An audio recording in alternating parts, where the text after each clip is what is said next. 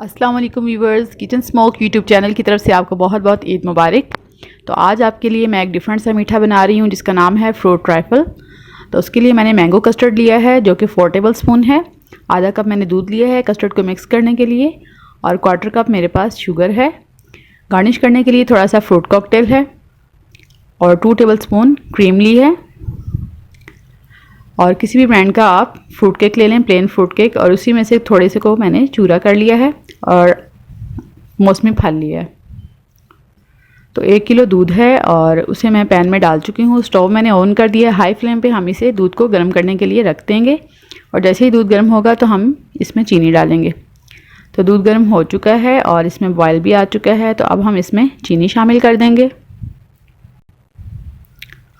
और चीनी को अच्छे तरीके से हल होने देंगे।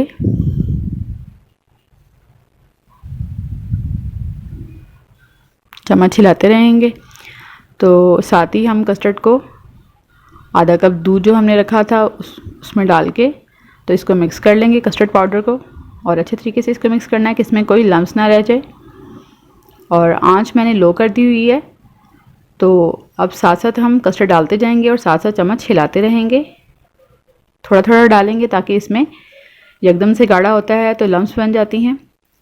और कस्टर्ड मैं रख रही हूँ पकने, और ये पानी बॉईल हो रहा है तो इसमें मैं जेली तैयार करूँगी। 2 कप मैंने पानी लिया था और ये देखें बॉईल इसमें आ चुका है।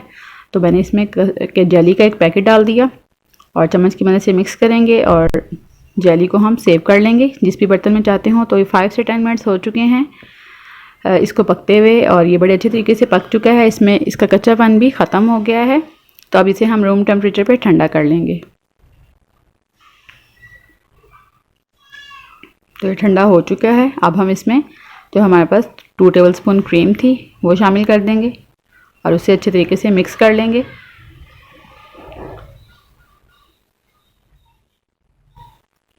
गर्मी के मौसम में बहुत ही झटपट से तैयार होने वाली रेसिपी है।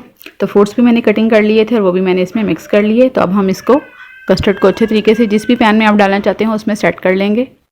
तो एक लेयर मैंने कस्टर्ड की लगाई है, उसके बाद मैं इस पर केक का चूरा डाल रही हूँ। इसके ऊपर जेली की एक लेयर लगा देंगे,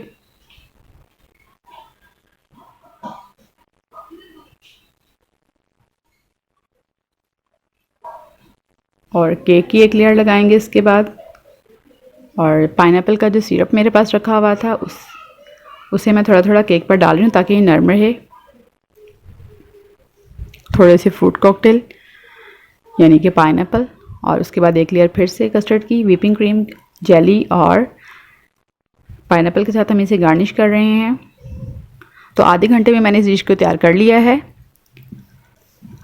और 8 से 10 लोगों को ये सर्व की जा सकती है। तो आप इस रेसिपी को ज़रूर ट्राई कीजिएगा, और अगर आपको हमारी वीडियो पसंद आए तो इसे लाइक कीजिएगा, हमें कमेंट करके बताइएगा कि आपको कैसी लगी, और हमारे चैनल को सब्सक्राइब कीजिएगा और हमें अपनी दुआओं में याद रखिए। शुक्रिया। अल्लाह हाफिज़।